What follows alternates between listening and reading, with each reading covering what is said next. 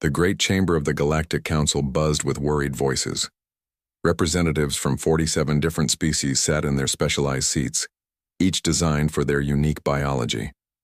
The emergency session had been called just 6 hours ago, and everyone knew something terrible had happened. Ambassador Kayla stepped forward to the speaking platform.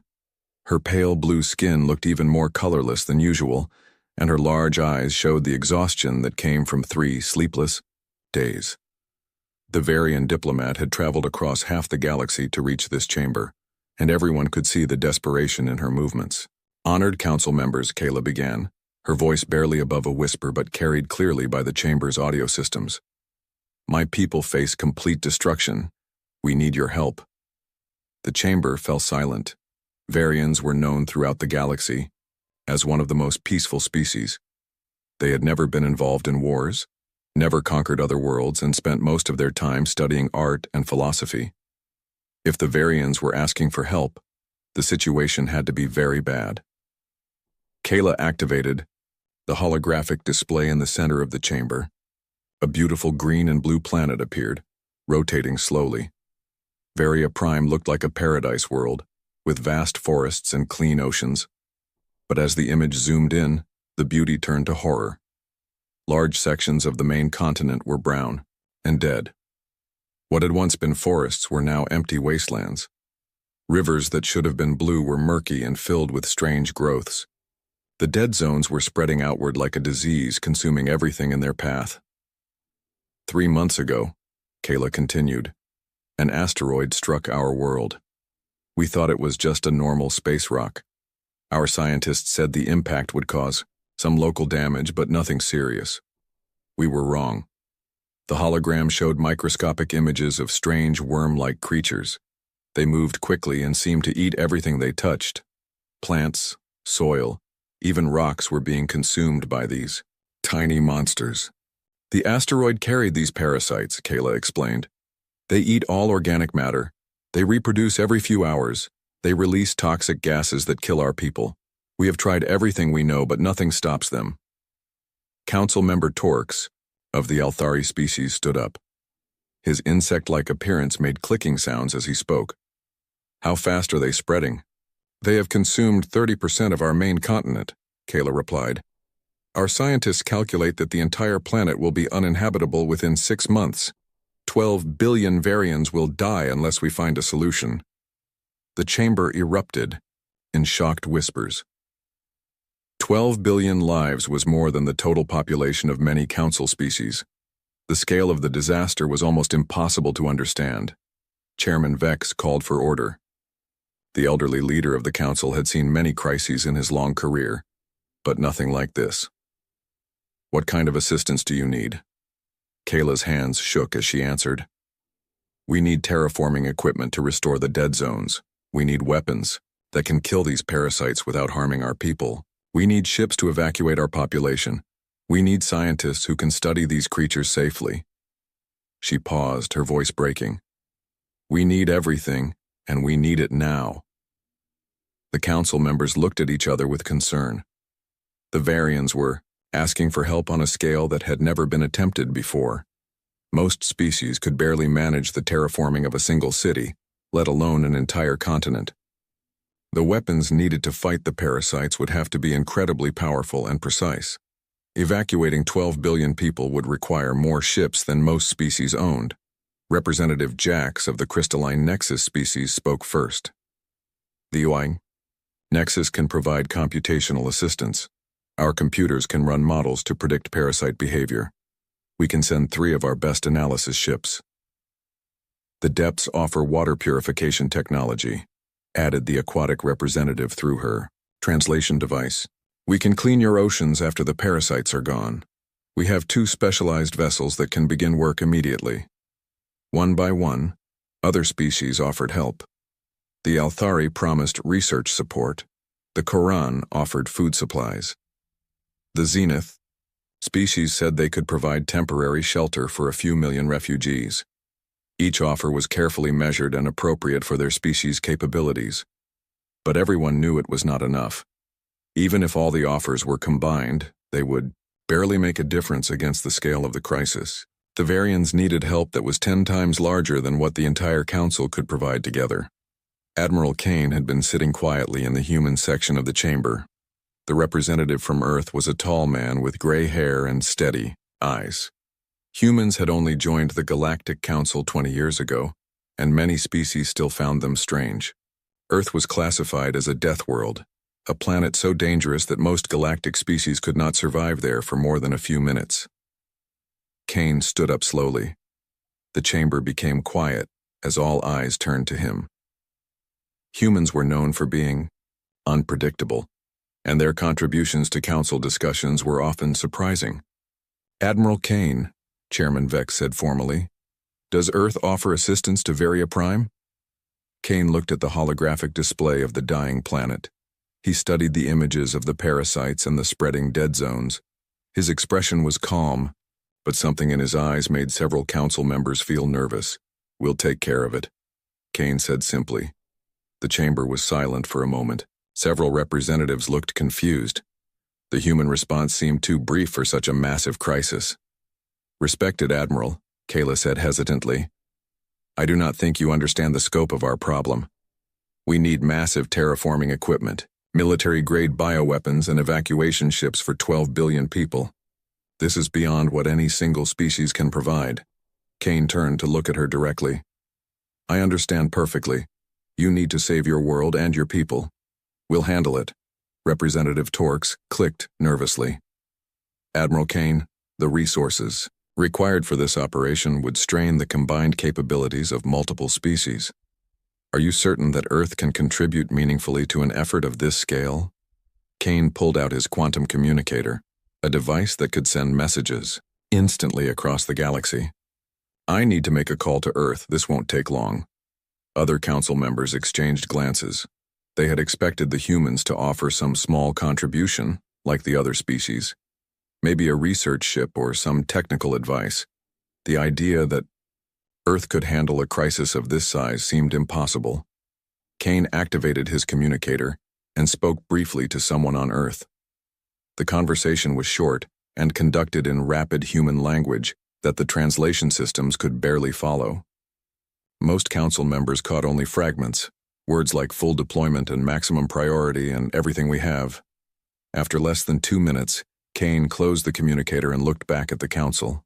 "It's done," he said. "Our ships will begin arriving at Varia Prime within the week." The chamber buzzed with confused voices. Ambassador Kayla stared at Kane with hope and disbelief mixed in her expression.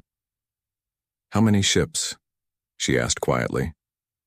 Kane paused, as if he was doing mental calculations.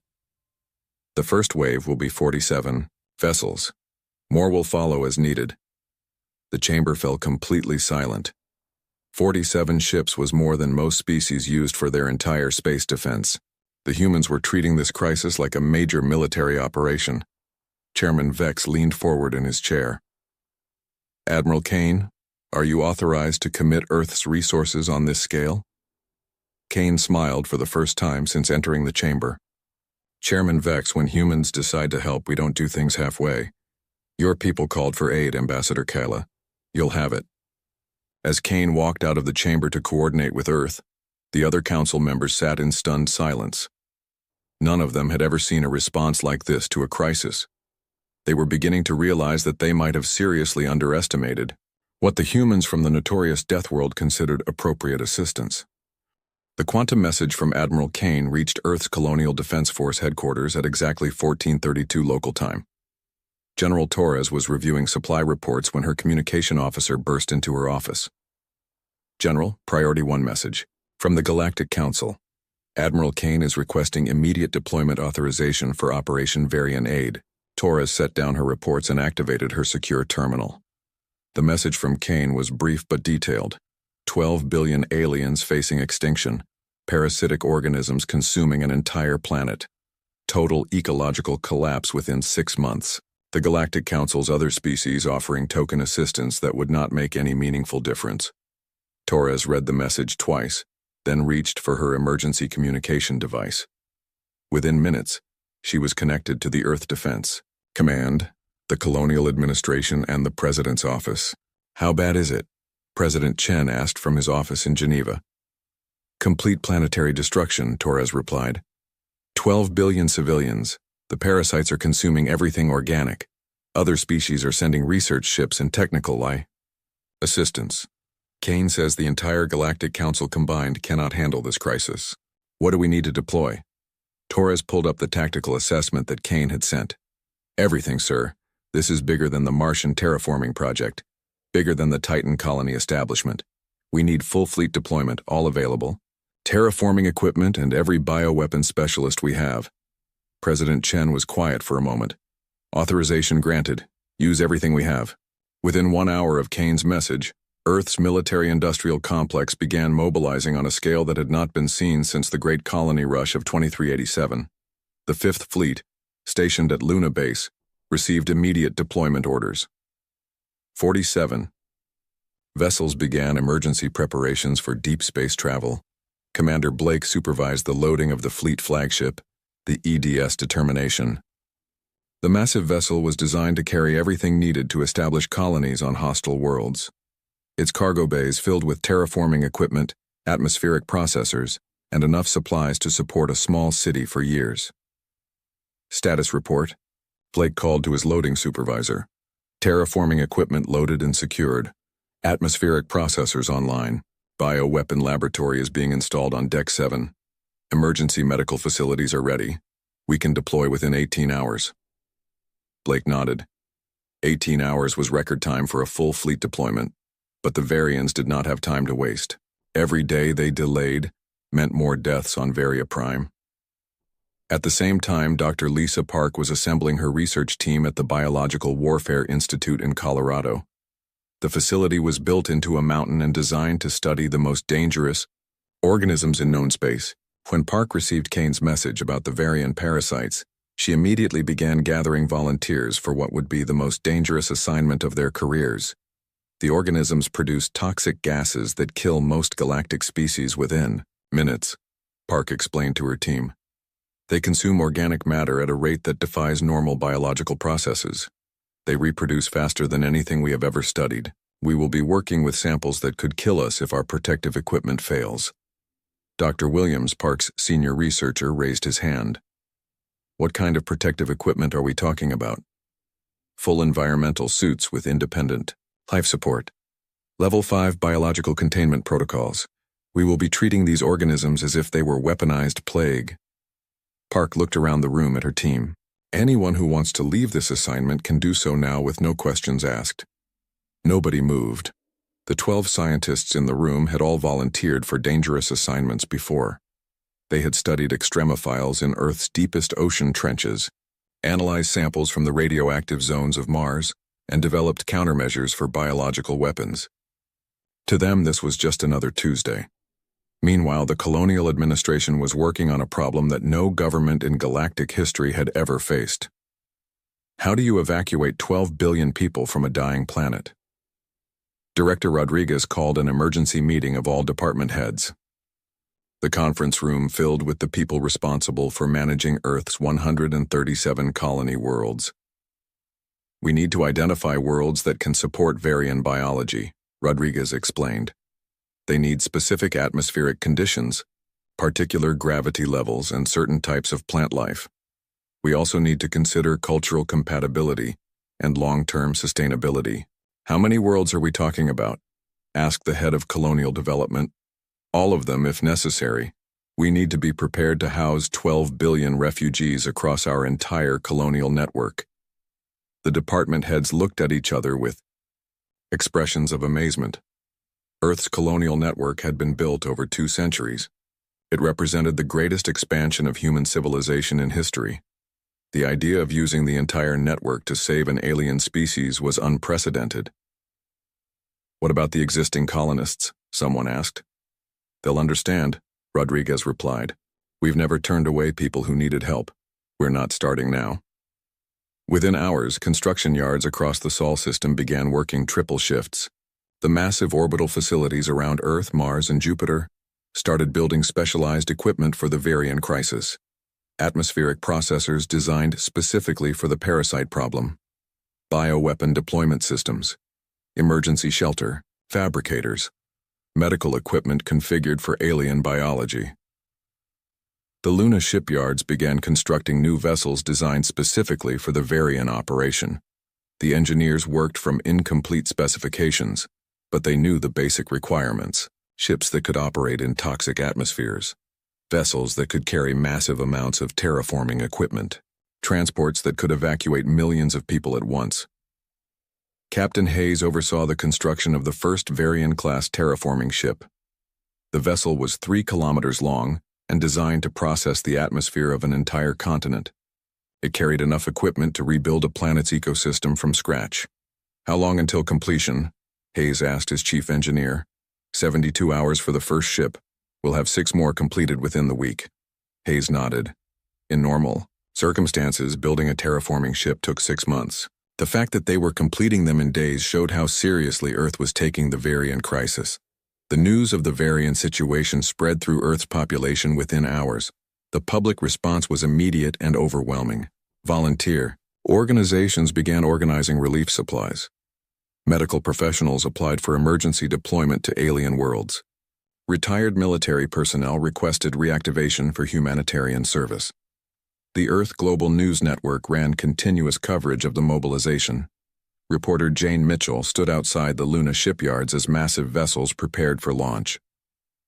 "In the 24 hours since the Varian crisis was announced," Mitchell reported, "Earth has mobilized resources on a scale that exceeds our response to any previous emergency. Military analysts estimate that the human response fleet will be larger than the combined space forces of most Galactic Council species." Back at Colonial Defense Headquarters, General Torres received regular updates on the mobilization. Every few hours, the numbers grew larger. More ships, more equipment, more personnel volunteering for the most dangerous humanitarian mission in human history. "Status report," Torres requested from her operations chief. "5th Fleet launches in 6 hours. 7th Fleet will follow within the week. We have 17 additional fleets on standby. Bioweapon specialists are already en route. The Colonial Administration has identified 23 worlds suitable for Varian refugees, with infrastructure development beginning immediately." Torres looked at the deployment numbers on her screen. The human response to the Varian crisis was larger than most wars. They were committing resources that could fund the colonization of entire star systems. "General," her communications officer announced, "we're receiving inquiries from Galactic Council species. They want to know if our deployment numbers are correct." Torres smiled grimly. "Tell them the numbers are correct, and tell them this is just the beginning." The first human ships arrived at Varia Prime exactly 6 days after Admiral Kane's promise to the Galactic Council. The Varian monitoring stations detected the fleet while it was still 2 light hours away, and what they saw made their operators think their instruments were malfunctioning. Ambassador Kayla stood in the orbital command center above her dying homeworld, staring at the sensor readings with disbelief. "Run the scan again," she told the technician. "Ma'am, I've run it 4 times. The readings are correct. There are 47 human vessels approaching our system in formation. The largest ship is 3 kilometers long." Kayla pressed her face against the observation window, looking down at Varia Prime. The brown dead zones had spread even further in the past week. What had once been her people's most beautiful continent was now a wasteland of consumed earth and toxic fog. The parasites were spreading faster than their worst projections. "Open a channel to the human fleet," she ordered. The communication screen activated, showing the bridge of the human flagship. Captain Rodriguez appeared, wearing a uniform that looked both professional and somehow dangerous. Behind him, Kala could see crew members working at stations filled with equipment she did not recognize. "Ambassador Kayla," Rodriguez said with a slight bow. "We're here to help your people. Where do you need us to start?" Kayla struggled to find words. "Captain, the situation has gotten worse since we contacted your council representative. The parasites have consumed 40% of our main continent. The toxic gases they produce have forced us to evacuate 3 major cities. We have lost over 2 million people." Rodriguez's expression became grim. "Understood. We're deploying immediately. Our bioweapon specialists will establish laboratories in the most contaminated zones. Our terraforming ships will begin atmospheric processing. Our evacuation vessels are standing by for refugee transport. Captain, Kayla said hesitantly, the contaminated zones are extremely dangerous. The toxic gases will kill most species within minutes. The parasites attack any living tissue they encounter. We cannot ask your people to enter those areas. Rodriguez smiled, but it was not a happy expression. Ambassador, we're from Earth. We've worked in environments that would kill most galactic species just from the background radiation. Toxic atmospheres and hostile organisms are Tuesday for us. Within hours, human ships began deploying around Varia Prime in a pattern that amazed the Varian observers. The vessels moved with precision and purpose, taking positions that suggested they had planned this operation for months rather than days. The first landing occurred in the worst contaminated zone on the planet. Captain Hayes led the initial team, wearing environmental suits that looked more like mobile armor than protective equipment. The humans carried weapons that seemed designed to destroy matter at the molecular level. The Varian scientists watching from orbit could barely believe what they were seeing. The humans were walking directly into areas where the toxic concentration would kill a Varian in seconds. They moved through clouds of parasite-produced gases like they were taking a casual stroll. Atmospheric analysis complete, Hayes reported to his team. Toxin levels are at 37,000 parts per million. Parasite density is extreme. Deploying countermeasures. The human soldiers began setting up equipment that the Varians had never seen before. Atmospheric processors that could clean the air of an entire city. Soil treatment devices that could neutralize biological contamination at a depth of 50 meters. Weapon systems that could target microscopic organisms without harming the surrounding environment. Dr. Park arrived with the second wave of human ships. Her research team established a biological laboratory directly in the center of the contaminated zone, surrounded by defenses that could stop a military assault. The Varians watching from orbit were amazed that anyone would voluntarily work so close to the deadly parasites. First samples collected, Park reported to the orbital command. Beginning detailed analysis. Initial observations suggest these organisms have several exploitable weaknesses. Within 24 hours of arrival, the humans had established forward bases in 12 different contaminated zones. Each base was like a small city, complete with laboratories, manufacturing facilities, and defensive systems. The Varians could not understand how the humans had built so much infrastructure so quickly. Commander Blake coordinated the evacuation efforts, but the human approach was unlike anything the Varians had expected. Instead of simply providing transport ships, the humans were building entire temporary cities for refugee populations. We've identified 7 locations suitable for emergency settlements, Blake reported to Ambassador Kayla. Each site can house 5 million people with full life support, medical facilities, and manufacturing capabilities. We'll have the first settlement operational within 48 hours. Kayla stared at the construction plans Blake had sent. The humans were not just offering shelter, they were building communities that were better than many established Varian cities. The settlements included hospitals, schools, manufacturing centers, and recreational facilities. Commander Blake, Kayla said carefully, these settlements you're building appear to be permanent structures. We had hoped to return to our homes once the parasite threat was eliminated. Blake looked confused. Of course you'll return home. These are just temporary housing while we clean up your planet. But we build everything to last. No point in constructing something that won't be useful. The human terraforming ships began their work on the 3rd day. The massive vessels positioned themselves in the upper atmosphere and began processing the toxic gases on a planetary scale. The Varians watched in amazement as the brown, poisonous clouds that had covered their world for months began to clear. Engineer Davis supervised the atmospheric processing from the flagship. Toxin levels dropping by 12% per hour. Parasite reproduction rates falling as their food supply is eliminated. We should have breathable atmosphere restored over the main continent within 2 weeks. But the humans were not just cleaning the atmosphere. The terraforming ships were improving it. The new atmospheric composition would be better than what Varia Prime had originally. The humans were adding trace elements that would strengthen the immune systems of native plants and animals. Dr. Park's research team made rapid progress studying the parasites. Working in conditions that would kill most galactic species, they identified the organism's reproductive cycle, feeding patterns, and genetic structure within days. The parasites have a critical weakness, Park reported. They cannot survive in an oxygen-rich environment above certain temperatures. We can eliminate them completely using targeted atmospheric heating combined with oxygen saturation. The weapon systems that the humans deployed were unlike anything in galactic military arsenals. Instead of crude explosives or energy beams, the humans used precision biological warfare. They could target specific organisms while leaving everything else completely unharmed. Captain Hayes supervised the deployment of the bioweapons. Beginning sterilization sequence in Grid 7. All personnel maintain safe distance. Deployment. In 3, 2, 1, execute. The weapons activated with no visible effect, but the monitoring equipment showed the results immediately. In the targeted area, every parasite died within minutes. The soil, air, and water were completely cleaned of contamination. Plants that had been dormant began showing signs of recovery within hours.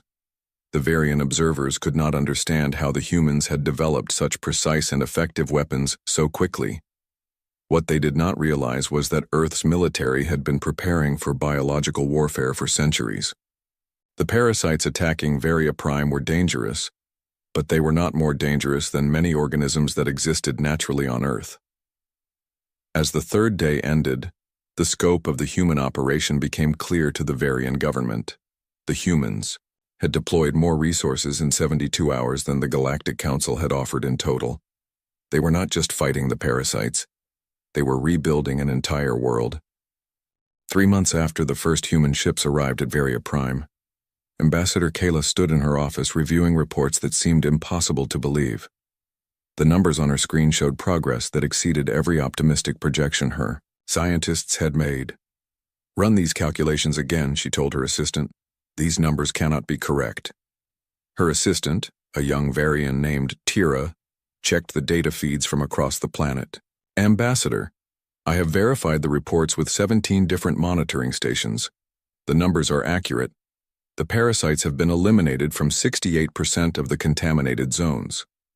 Atmospheric toxin levels have dropped by 83%. Plant life is beginning to recover in areas that were completely dead just 2 months ago." Kayla stared out her window at the planet below. Where there had once been brown wastelands of death, she could now see patches of green returning. The toxic clouds that had covered entire continents were gone.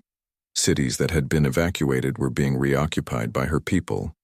But what amazed her most was the scale of the human operation. What had started as a relief mission involving 47 ships had grown into something that resembled the colonization of an entire star system. A communication request came from Captain Rodriguez on the human flagship. Kayla accepted the call, and the familiar face of the human commander appeared on her screen.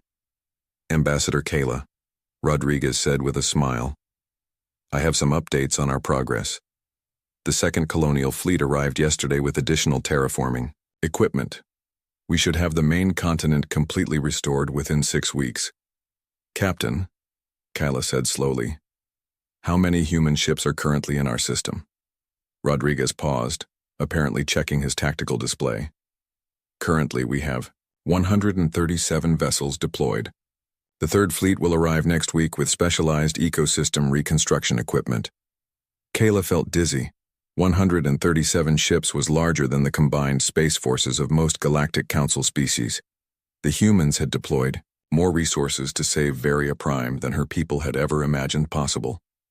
"Captain Rodriguez, we need to discuss payment for this assistance. My government has been trying to calculate the cost of your operation, but the numbers are beyond our ability to comprehend." Rodriguez looked genuinely confused. "Payment? Ambassador, we don't charge for humanitarian aid. Your people were in danger, so we helped. That's what neighbors do." Before Kayla could respond, her communication system announced another incoming call. This one was from General Torres on Earth. "Ambassador Kayla," Torres said when the connection was established, I'm calling to inform you that the Earth Colonial Administration has approved the establishment of permanent infrastructure on Varia Prime. We're building this to last. General Torres, Kayla replied carefully. What do you mean by permanent? Infrastructure, medical facilities, research stations, manufacturing centers, defensive systems. We're not just cleaning up your planet, we're making sure this kind of crisis can never happen again. Kayla realized that the humans were not just providing aid. They were adopting her entire species into their sphere of protection. The infrastructure they were building would make Varia Prime one of the most advanced worlds in the galaxy. Dr. Park contacted the Varian government with her research results. The human scientist had not only eliminated the parasites, but had developed immunity protocols that would protect against similar organisms in the future. We're sharing all our research with the Galactic Council, Park explained during her briefing. The detection equipment we've developed can identify biological threats like these parasites before they become dangerous. The immunity treatments we've created will work on most galactic species. The Varian Minister of Science, Dr. Nex, reviewed Park's research with amazement. Dr. Park, this research represents centuries of advancement in biological science. You're giving this away freely. Of course, Park replied, knowledge should be shared. Besides, if other worlds face similar threats, they'll be able to handle them quickly, instead of suffering like your people did. The human approach to the crisis was unlike anything the Galactic Council had ever seen. They did not just solve problems. They solved them so thoroughly that the problems could never occur again. Commander Blake's evacuation efforts had evolved far beyond simple refugee transport. The temporary cities he had built for displaced Varians were better than many permanent settlements. They included advanced medical facilities, educational centers, and manufacturing capabilities. We currently have 8 million Varians housed in our emergency settlements, Blake reported to his superiors. But these aren't really emergency settlements anymore. They're becoming permanent communities. The Varians living there don't want to leave. The settlements had become models of advanced urban planning. The humans had built them with technology that most galactic species did not possess. Clean energy systems, perfect climate control, waste recycling that operated at 100% efficiency. Tira, Ambassador Kayla's assistant, had visited one of the human settlements to check on refugee conditions. What she found amazed her. Ambassador, Tira reported, the Varians living in the human settlements have better healthcare than we provide in our major cities. Their educational systems are more advanced than our universities. Their living standards are higher than most of our population enjoyed before the crisis. The news reports from Varia Prime began reaching the Galactic Council, and the other species reacted with shock. The human response had grown far beyond what anyone had thought possible. Representative Torx of the Althari sent a message to his government. The humans have deployed resources equivalent to what our entire species produces in 5 years. They have done this in 3 months for a people they barely knew. We need to completely revise our estimates of human capabilities. The crystalline Nexus species ran calculations on the human operation and found results that seemed impossible. Their best computers could not explain how humans had mobilized such resources so quickly. Ambassador Jack sent a report to the Nexus leadership.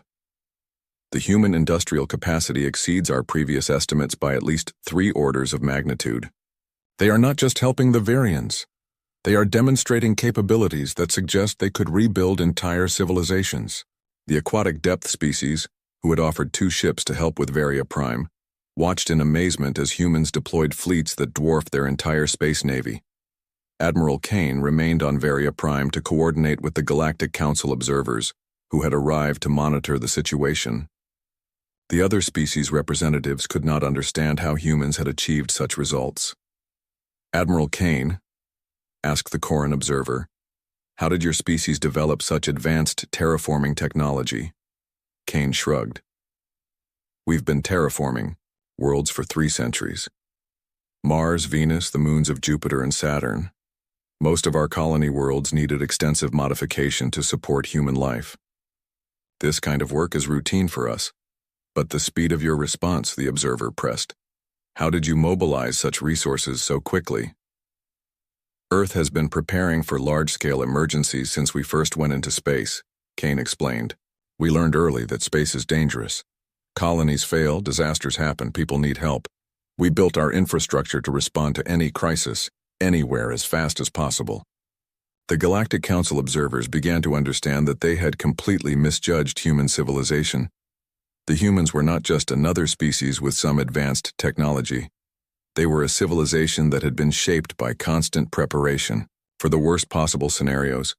Ambassador Kayla received a message from Chairman Vex of the Galactic Council. The elderly leader wanted a full report on the human operation. Ambassador Kayla, Vex said during their conversation, the Council needs to understand what is happening on your world. The reports we are receiving suggest that the humans have deployed resources that exceed the combined capabilities of most Council species. Chairman Vex, Kayla replied, the humans have not just saved our world. They have improved it. Varia, Prime will emerge from this crisis stronger than it was before the parasites arrived. The humans are not providing aid. They are rebuilding our entire civilization.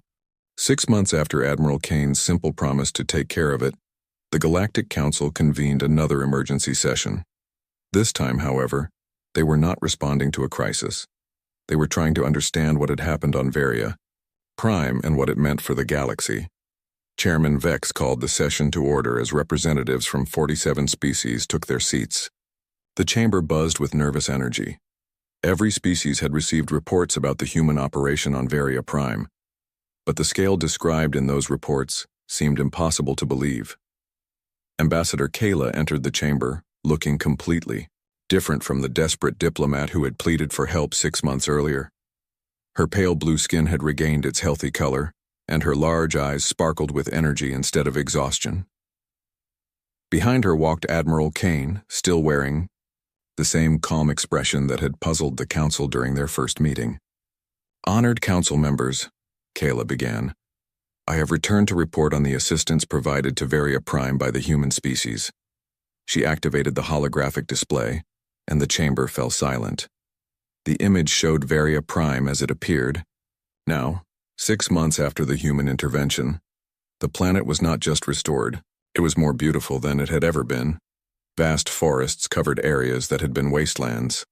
The oceans sparkled with a cleaner blue than they had shown in centuries. Cities that had been evacuated were now thriving, their populations larger than before the crisis. New settlements dotted the landscape, each one designed with technology that surpassed anything the Varians had previously imagined. The parasites have been completely eliminated, Kayla reported. Not just killed, but eliminated. The humans developed immunity protocols that make it impossible for similar organisms to survive on our world. Our atmosphere is now cleaner than it was before the crisis began. Representative Torx of the Althari clicked nervously. Ambassador Kayla, what was the final cost of this operation? How much does your government owe the humans for their assistance? Kayla looked confused. Cost? There was no cost. The humans refuse payment. Admiral Kane says that neighbors help neighbors, and that payment is not expected for humanitarian aid. The chamber erupted in shocked whispers. No species in galactic history had ever provided assistance on such a scale without expecting something in return. The resources the humans had deployed were worth more than the total economic output of most planets. Chairman Vex called for order. Admiral Kane, please explain to the Council how Earth justified such an enormous expenditure of resources for a species you had barely contacted. Kane stood up slowly.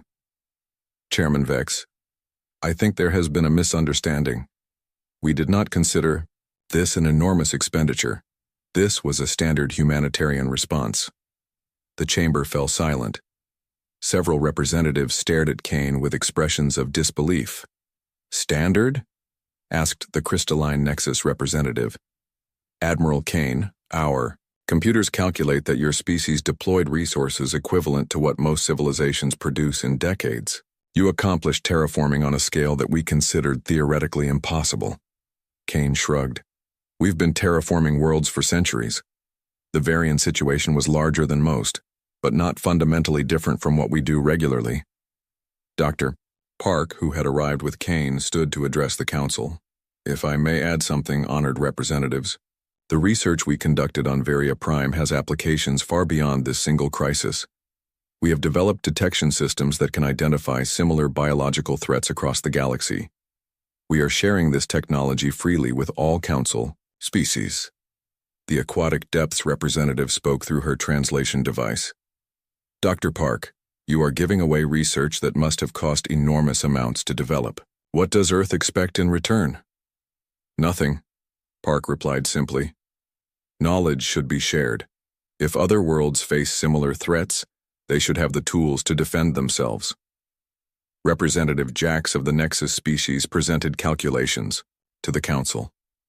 We have analyzed the human response to the Varian crisis. The resource deployment exceeded our most optimistic projections of human capabilities by orders of magnitude. We must revise our understanding of their civilization.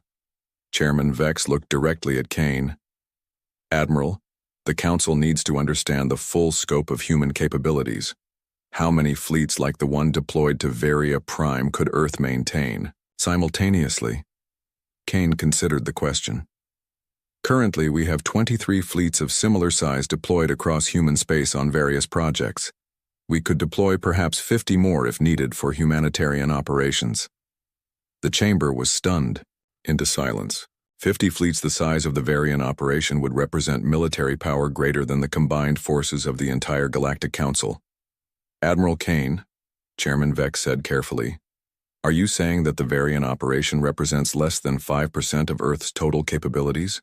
For humanitarian operations, yes, Kane replied. We maintain larger reserves for actual military threats. The implications of Kane's statement sent shockwaves through the Council. The humans possessed capabilities that dwarfed every other species in the galaxy, and they had been treating the Varian crisis as a minor humanitarian effort. Ambassador Kayla stood to address the Council again. Honored representatives, I must tell you something that may be difficult to understand. The humans did not just save our world, they adopted us. Varia Prime is now under permanent human protection. What does that mean? Asked the Coran representative. Means, Kane explained, that Varia Prime is now part of our defensive network. We have established permanent monitoring stations, research facilities, and rapid response capabilities. If any threat appears in this sector, we will respond immediately. The Council members began to understand that the humans had fundamentally changed the balance of power in the galaxy. They had not just solved the Varian crisis, they had established a permanent presence that guaranteed it could never happen. Again, Dr. Park presented the Council with her final research reports. We have identified 17 other worlds in Council space that show signs of potential biological threats similar to what affected Varia Prime. We recommend immediate deployment of our detection systems and preventive measures. Dr. Park, asked the Althari representative, are you suggesting that Earth monitor biological threats across the entire galaxy? We are offering to do so, Park replied. Prevention is more efficient than response. We would rather stop these crises before they begin, than clean up after they happen. General Torres appeared via quantum communication from Earth. Council members, I want to clarify Earth's position. We are not seeking to expand our territory or influence. We are simply ensuring that threats like the Varian parasites cannot cause similar destruction elsewhere. General Torres, Chairman Vex said, the scale of monitoring you are proposing would require resources that exceed what most species possess entirely. That is correct, Torres replied, which is why we are providing it freely. No species should face extinction because they lack the resources to defend themselves. Admiral Kane addressed the Council one final time. Honored representatives, I want to make something clear. When Earth commits to helping someone, we do not provide temporary aid. We provide permanent solutions. The Varians will never face this kind of threat again because we will not allow it to happen. The Council session ended with the representatives returning to their homeworlds, each carrying the same realization. They had invited a species into their organization thinking the humans were just another civilization with some useful technology. Instead, they had discovered a species whose idea of appropriate aid involved rebuilding entire civilizations and establishing permanent protection for anyone who needed help. The Varians, meanwhile, had learned what it meant to be under human protection. They had discovered that when humans decide to help, They do not just solve the immediate problem. They eliminate the possibility that the problem can ever occur again. Varia Prime had become more than just a saved world. It had become a demonstration of what humans considered normal humanitarian assistance. The message to the galaxy was clear. Deathworlders do not do small aid. They send fleets, transform worlds, and casually reorganize entire sectors of space, because that is simply how they solve problems. The message came from space on a cold Tuesday morning. Deep space radar stations around Earth picked up strange signals that made no sense to anyone. The signals were weak and broken, like someone trying to talk through static on an old radio. Dr.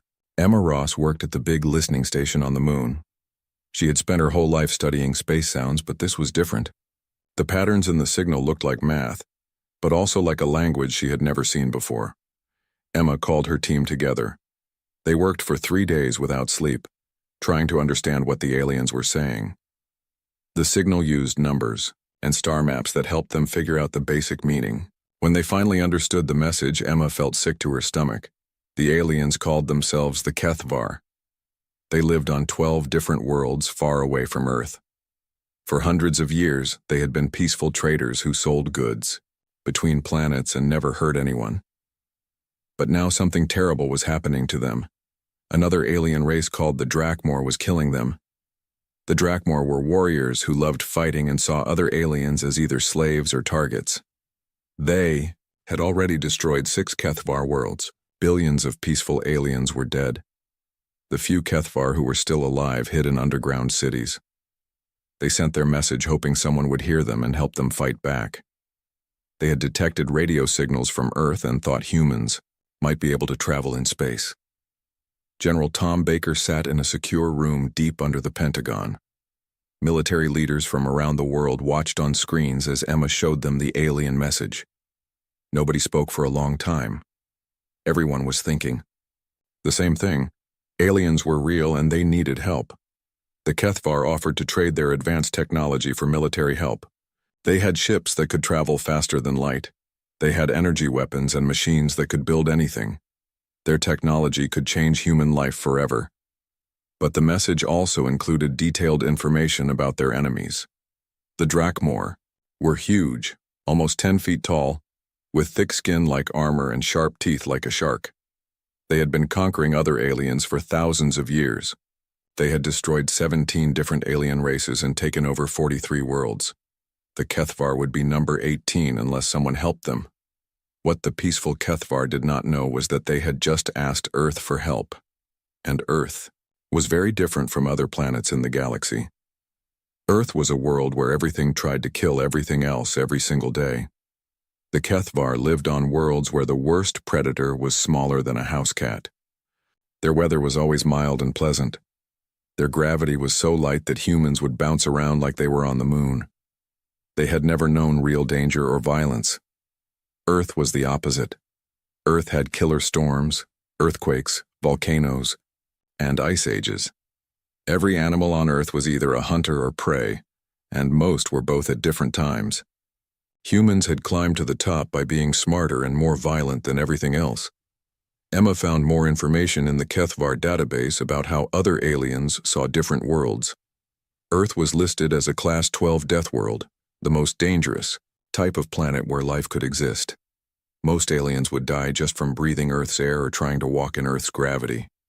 The HFY had accidentally called the most dangerous predators in the galaxy for help. General Baker assembled teams of experts to study everything about both alien races. The HFY were natural pacifists who had never fought a real war. They solved problems by talking and trading, not fighting. The Drakmor were conquerors, but they had gotten lazy after winning easy battles for so long. Neither alien race understood what humans were really like. Humans had survived ice ages that killed most life on Earth. They had fought wars that lasted decades. They had turned killing into an art form and built weapons that could destroy entire cities. Every human alive carried the genes of millions of ancestors who had survived when others died. They were the children of hunters who had killed mammoths with sharp sticks and warriors who had conquered continents with bronze swords. The first test came when General Baker decided to contact the Drakmor directly. He sent a message on all radio frequencies that the aliens used. "This is General Tom Baker of Earth's military forces. Stop attacking the Kethvar immediately and leave their worlds. This is your only warning." The Drakmor leader, War Chief. Grak responded exactly as expected. He had never heard of Earth or humans, but any species stupid enough to challenge the mighty Drakmor Empire would be crushed like all the others. Grak sent back video footage of Kethvar cities burning and civilians being loaded onto slave ships. He showed children being separated from their parents and peaceful traders being shot for no reason. The videos were meant to scare humans into backing down like every other alien race had done. Instead, the footage had a very different effect on the humans who watched it. Something deep and primitive woke up in the human mind when they saw the images. It was the same feeling their ancestors had when they saw their tribes being attacked by enemies. The humans became angry. Not just upset or annoyed, but filled with the cold, calculating rage that had carried their species through millions of years of survival. The peaceful Kethvar had asked the wrong species for help if they wanted a diplomatic solution. They had asked Deathworlders for help. And Deathworlders did not negotiate with bullies who hurt innocent people.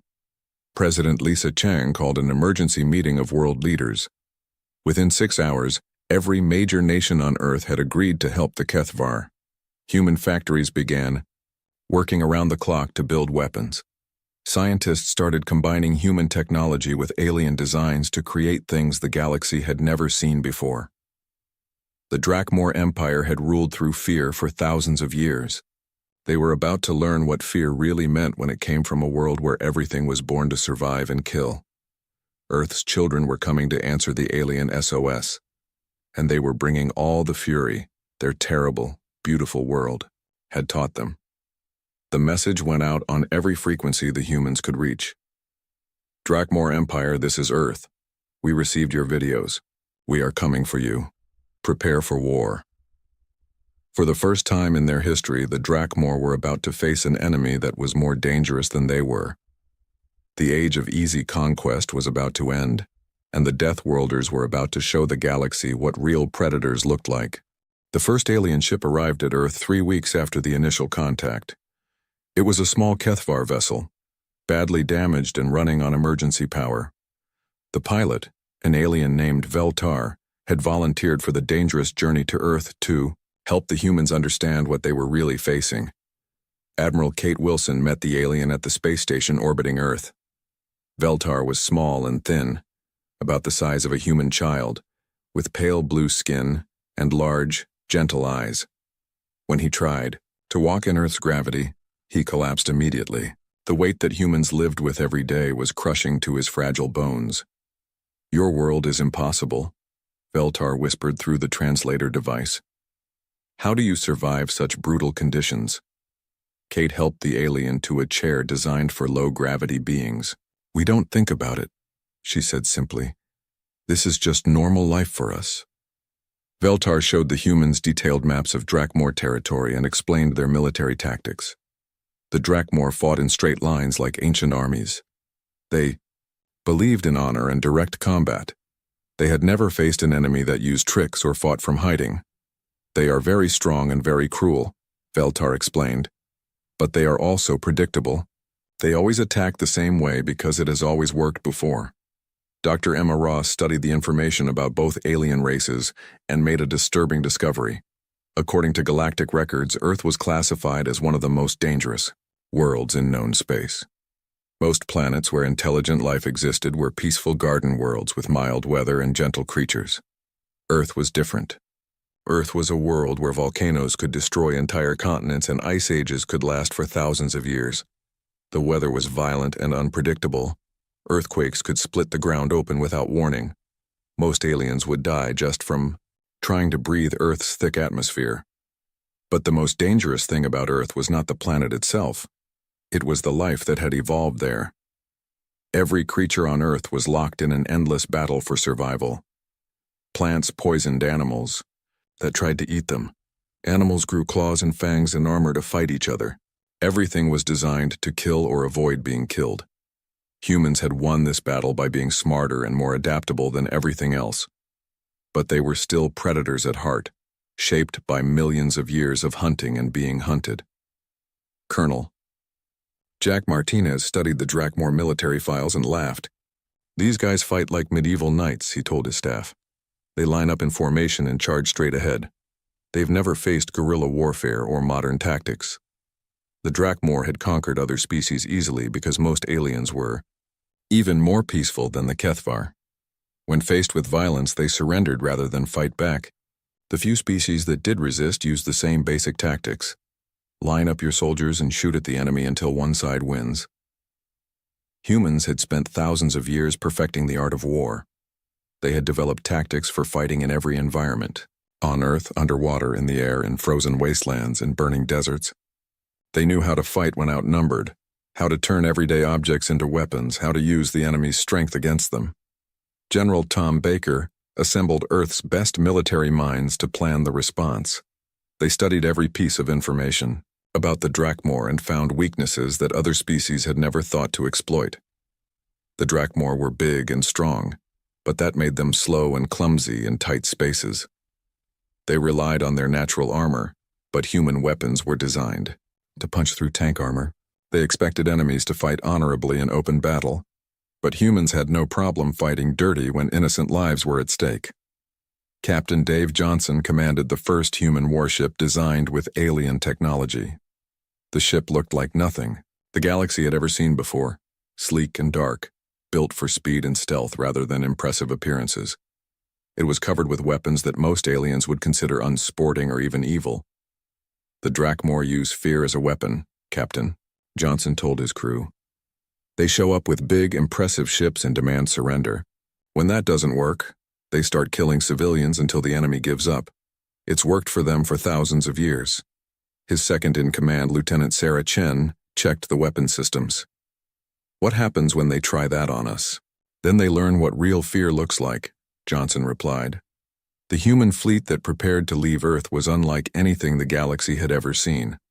The ships were smaller than traditional warships, but packed with weapons that violated every civilized rule of warfare. Nuclear missiles that could crack moons in half. Kinetic weapons that dropped tungsten rods from orbit with the force of atomic bombs. Biological weapons designed to target specific alien DNA. But the most terrifying weapons were the humans themselves. Earth soldiers had trained for combat in every environment their deadly world could create. They could fight in the vacuum of space, in crushing gravity, in toxic atmospheres that would kill most aliens instantly. Major Mike Thompson led the 1st Marine unit trained for alien combat. His soldiers had studied every piece of information about Drakmor psychology and physiology. They knew exactly how to hurt, intimidate, and defeat an enemy that had never known defeat. The Drakmor think they're the scariest things in the universe, Thompson told his troops. They've never met anything that fought back effectively. We're going to show them what real predators look like. The Psychological Warfare Division, led by Dr. Amanda Foster, prepared broadcasts designed to break Drakmor morale. They studied the alien culture and found pressure points that could be exploited. The Drakmor were proud warriors who had never experienced true fear. Once that pride was broken, their entire military structure would collapse. Meanwhile, factories across Earth worked around the clock to build weapons and ships. Human engineers combined their technology with Kethvar designs to create hybrid weapons that no one in the galaxy had ever imagined. Plasma cannons powered by human nuclear reactors. FTL drives that could make a ship appear and disappear like a ghost. Armor that could shrug off the heaviest alien weapons. The Kethvar representative Veltar watched the preparations with growing amazement and fear. "Your species is terrifying," he told Admiral Wilson. "I'm grateful you are helping us, but I hope we never become your enemies." Kate Wilson looked out at the fleet of human warships preparing to launch. "We don't start fights," she said quietly, "but we always finish them." The message went out across the galaxy on every frequency. General Baker's voice was calm and cold as he spoke to the Drakmor Empire. "You have 72 hours to release all Kethvar prisoners and withdraw from their territory.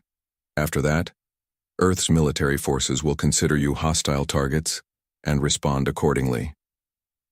The Drakmor response was predictable. War Chief Grak laughed at the ultimatum and sent back more footage of Kethvar civilians being tortured and killed. He had never met a species that didn't break when faced with such cruelty. He was about to learn that humans were different from every other species in the galaxy. When humans saw innocents being hurt, they didn't surrender. They became dangerous. The Yar countdown began. In 72 hours, the Deathworlders would launch their first interstellar war. The 72-hour deadline passed with no response from the Drakmor Empire. War Chief Grak had ignored the human ultimatum and continued his attacks on Kethvar colonies. He sent one final message to Earth, showing more footage of civilian executions, expecting the humans to back down like every other species before them. Instead, the humans launched their first interstellar attack. Captain Dave Johnson's ship, the Reaper, appeared in the Kethmor system without warning. The Drakmor had never seen anything like it, a black angular vessel that seemed to absorb light rather than reflect it. Their sensors could barely detect it even when it was right in front of them. The Drakmor fleet in the system consisted of 12 massive warships, each one bigger than anything humans had ever built. They were designed to intimidate enemies. With their size and firepower, bright colors and decorative spikes covered their hulls to make them look more fearsome. Commander Thokvar, leader of the Drakmor fleet, sent a standard intimidation message to the human ship. "Unknown vessel, you have entered Drakmor territory. Surrender immediately or be destroyed." Captain Johnson's response was broadcast on all frequencies, so every ship in the system could hear it. "This is Captain Dave Johnson of the Terran Defense Force. You are ordered to release all prisoners and withdraw from this system. You have 10 minutes to comply."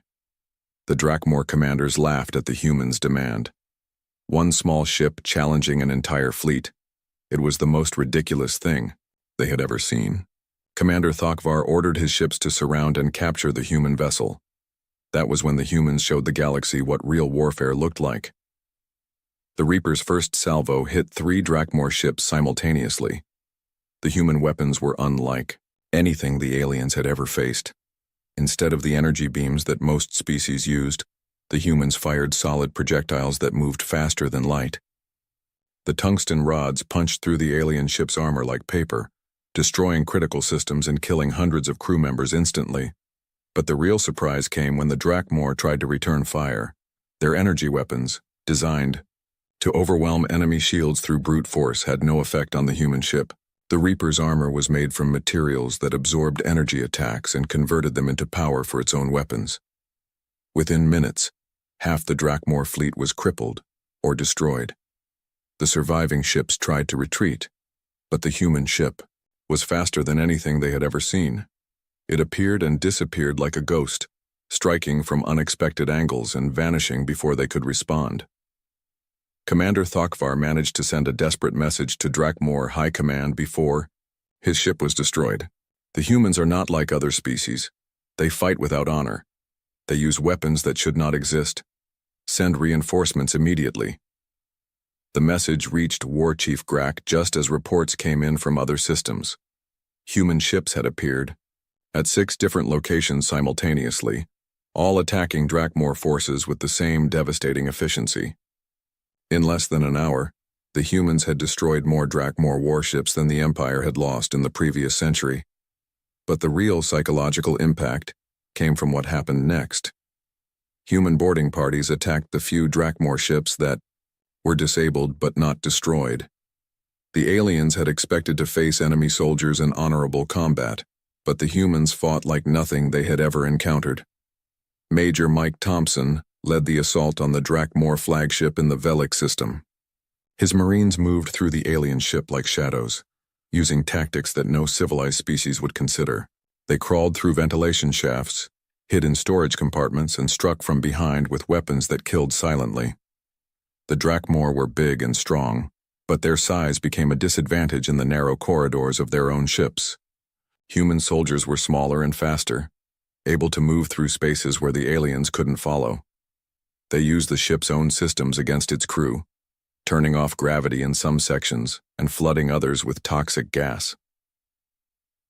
Lieutenant Sarah Chen recorded everything for psychological warfare purposes. The footage showed Drakmor warriors supposedly the fiercest fighters in the galaxy, running in terror from human soldiers who seemed to appear from nowhere. The proud aliens who had conquered 17 species were reduced to frightened animals, being hunted through their own territory. The most disturbing part for the Drakmor was that the humans seemed to enjoy it. Intercepted radio chatter showed human soldiers laughing as they stalked their prey through the dark corridors. They made jokes about the aliens' size and speed, treating the battle like a dangerous game rather than a life-or-death struggle. Dr. Amanda Foster analyzed the psychological impact of the first battles. The Drakmor had built their entire culture around being the most feared warriors in the galaxy. They had never faced an enemy that was genuinely frightening, never experienced what it felt like to be helpless prey. "They're breaking down faster than we expected," she reported to General Baker. "Their whole identity is based on being the strongest and most dangerous. When that's taken away, they don't know how to react." The second wave of human attacks targeted Drakmor supply lines and communication networks.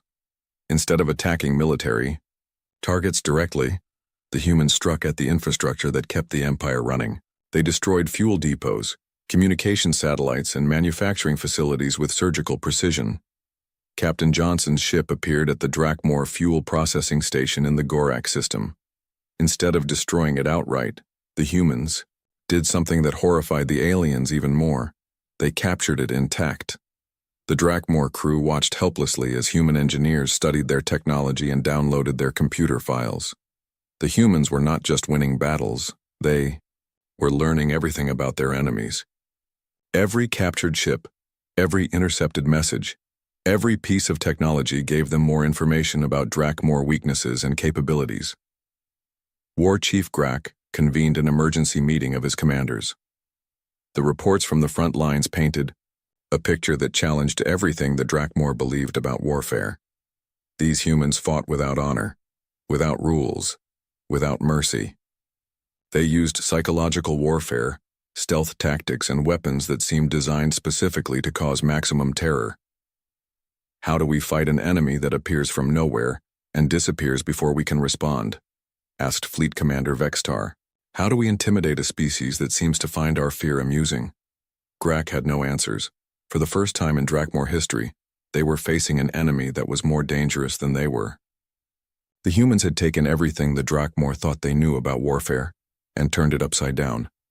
The psychological impact spread throughout the Empire as news of the defeats reached other Drakmor forces. Soldiers who had never known fear began to question whether they could win against these Deathworld predators. Some units refused orders to engage human ships, claiming their weapons were ineffective against the alien technology. The humans had accomplished something that centuries of Drakmor conquest had never achieved. They had made their enemies afraid to fight. The proud warriors who had terrorized the galaxy were learning what terror really meant when it came from a species that had been shaped by millions of years of survival on the most dangerous world in known space. The first phase of the war was over and the humans had won every battle, but they were just getting started. 3 months into the war, the Drakmor Empire was collapsing from within. What had started as a simple conquest of the weak, Kithvar, had turned into a nightmare that threatened the very existence of their civilization. Human forces were everywhere and nowhere, striking like ghosts and disappearing before the aliens could respond. War Chief Grak sat in his command center on the fortress world of Drak Prime, staring at reports that made no sense. Entire fleets were going silent without sending distress calls. Supply convoys were vanishing between star systems. Commanders were abandoning their posts and fleeing deeper into Drakmor territory. The humans had done something that no enemy had ever accomplished. They had made the Drakmor afraid. Captain Dave Johnson's ship, the Reaper, had become a legend of terror throughout the Empire. Drakmor soldiers called it the Shadow Death and claimed it could appear anywhere without warning. Some believed it was not a real ship, but a supernatural force sent to punish them for their crimes. The truth was even more disturbing. The humans had built dozens of ships like the Reaper, each one commanded by officers who treated war like a deadly game. They struck Drakmor targets with scientific precision, always choosing the option that would cause maximum psychological damage. Colonel Jack Martinez commanded the human special forces unit known as the Ghost Battalion. His soldiers specialized in infiltration and psychological warfare, using tactics that no civilized species would consider honorable. They appeared on Drakmor worlds like nightmares, striking military installations and vanishing before reinforcements could arrive. The mining world of Keltec Prime, Martinez's team demonstrated just how helpless the Drakmor had become. The planet was heavily defended with orbital platforms and ground-based weapons that should have made it impossible to attack. The humans bypassed all of these defenses by doing something the aliens never expected. They walked in through the front door. Using captured Drakmor uniforms and identification codes, the human soldiers posed as returning patrol units. The base guards, already nervous about human attacks, barely glanced at the fake documents before allowing them inside. Within an hour, the humans had disabled the planet's defenses and called in their ships to complete the operation. The psychological impact was devastating.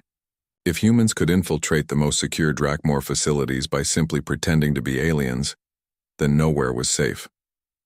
Paranoia spread through the Empire as soldiers began to suspect that anyone could be a human spy in disguise. Lieutenant Sarah, Chen led a boarding party onto a Drakmor prison ship carrying captured Kethvar civilians. The aliens expected a direct assault and had prepared their defenses accordingly.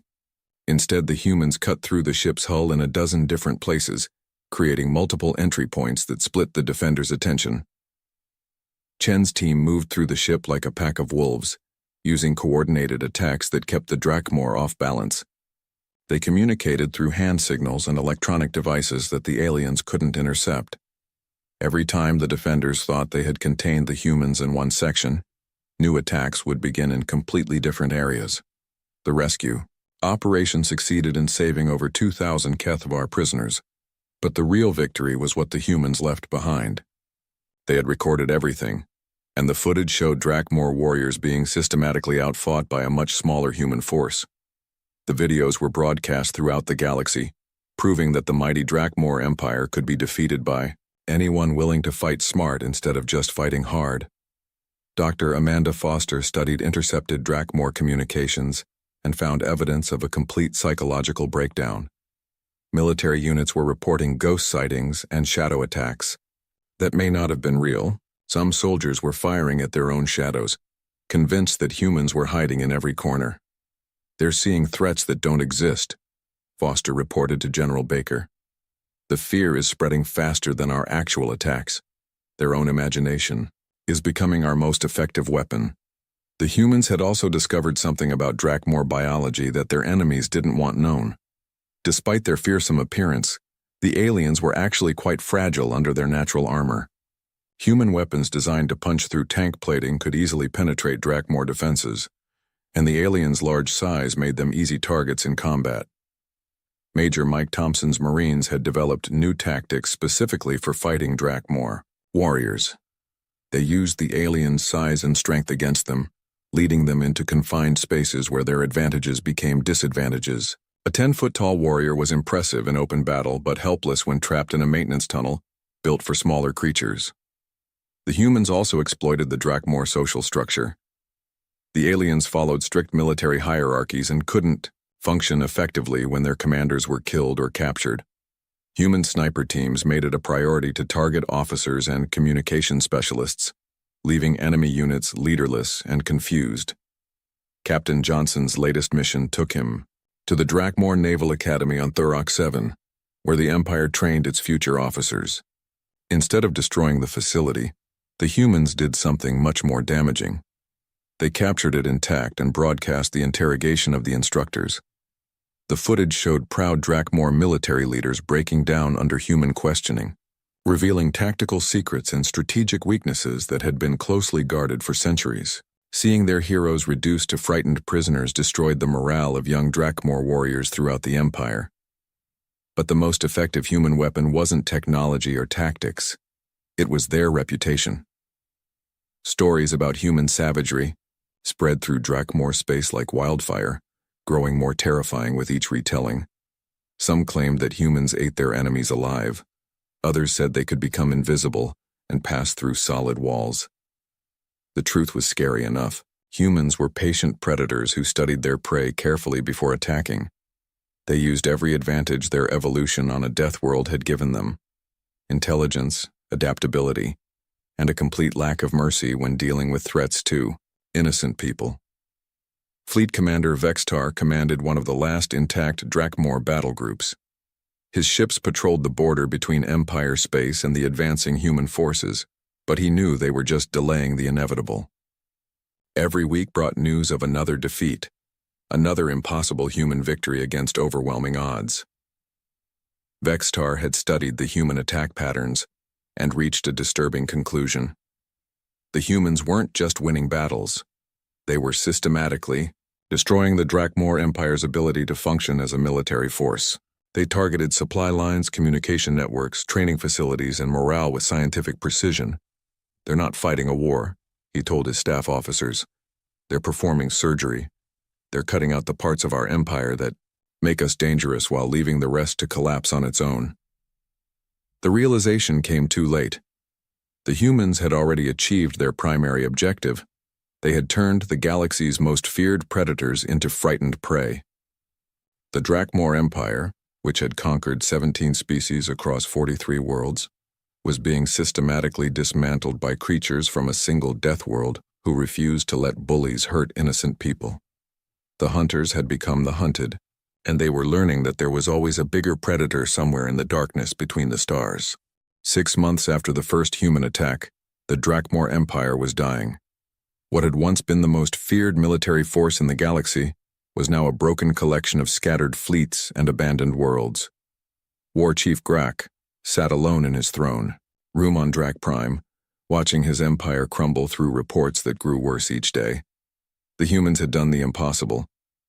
They had not just defeated the Drakmor in battle, they had destroyed the very idea that the Drakmor were invincible. Across the galaxy, other species were rising up against their Drakmor occupiers, inspired by the human example.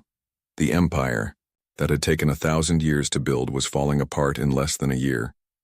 General Tom Baker stood on the bridge of the human flagship Vengeance as it approached Drak Prime. The massive fleet behind him represented the combined military might of Earth, enhanced with alien technology and human innovation. Every ship was staffed by soldiers who had grown up hearing stories about bullies and had decided to do something about it. The final assault on the Drakmor homeworld was not like the lightning raids that had characterized the war so far. This was a deliberate, methodical attack designed to end the conflict once and for all. The humans had learned everything there was to know about their enemies, and they used that knowledge with surgical precision. Captain Dave Johnson's ship, the Reaper, led the first wave of attacks against the orbital defenses around Drak Prime. The massive weapons platforms that protected the planet had been designed to stop conventional alien fleets. They were useless against human ships that could appear and disappear at will, striking from unexpected angles with weapons that bypassed traditional defenses. Admiral Kate Wilson coordinated the space battle from her command ship while monitoring reports from the ground assault teams. The humans had learned that Drakmor society was built around respect for strength and fear of weakness. By demonstrating their complete superiority in every form of combat, they were destroying the psychological foundation of the entire empire. Colonel Jack Martinez led the ground assault on the Imperial Palace. His soldiers moved through the city like ghosts, avoiding the main defensive positions and striking at targets that would cause maximum disruption. They cut power lines, jammed communications, and disabled transportation systems, turning the Drakmor capital into a maze of confusion and chaos. The aliens defending the palace had never faced an enemy like this. Human soldiers appeared from sewers, rooftops, and ventilation systems. They used explosives that could blast through walls, weapons that fired around corners, and tactics that made no sense according to traditional military doctrine. Major Mike Thompson's Marines reached the throne room first, but they didn't immediately attack. Instead, they surrounded the building and waited for War Chief Grak to understand his situation. The psychological impact was devastating. The most powerful being in the Drakmor Empire was trapped in his own palace by soldiers from a species he had never heard of 6 months earlier. Dr. Amanda Foster monitored Drakmor communications throughout the battle. The aliens were broadcasting on all frequencies, begging for mercy and offering to surrender. Many of them had never imagined that their empire could be defeated, and the reality of human superiority was breaking their minds. Lieutenant Sarachin led a team into the palace's lower levels to secure the Drakmor archives. The humans wanted complete records of the Empire's crimes, so they could identify every species that had been enslaved or destroyed. Justice would be served not just for the Kethvar, but for all the innocent beings who had suffered under Drakmor rule. The final confrontation came when General Baker entered the throne room to accept Grak's surrender. The war chief, once the terror of the galaxy, cowered behind his massive throne as human soldiers filled the chamber. His elite guards had either fled or been easily defeated by enemies they couldn't see coming. "Your empire is finished," Baker said simply. "Your fleets are destroyed. Your worlds are in rebellion. Your soldiers are afraid to fight. You have two choices: surrender now and face trial for your crimes, or watch your entire species burn." Grak looked around the throne room where 43 different species had knelt in submission over the centuries. The walls were decorated with trophies from conquered worlds and weapons taken from defeated enemies. All of it was meaningless now, reduced to historical curiosities by creatures from a world the Drakmor had never known existed. "How?" was all Grak could manage to say. "How did you defeat us so easily?" Baker looked at the broken alien leader with something that might have been pity. "You made a mistake," he said. "You hurt innocent people. And when humans see innocence being hurt, we don't surrender. We get angry." The surrender ceremony was broadcast throughout the galaxy. Representatives from dozens of species watched as the mighty Drakmor Empire formally submitted to the human forces. The psychological impact rippled across known space as civilizations realized that bullies could be defeated if someone was willing to stand up to them. Captain Johnson stood beside General Baker as they accepted the Drakmor surrender.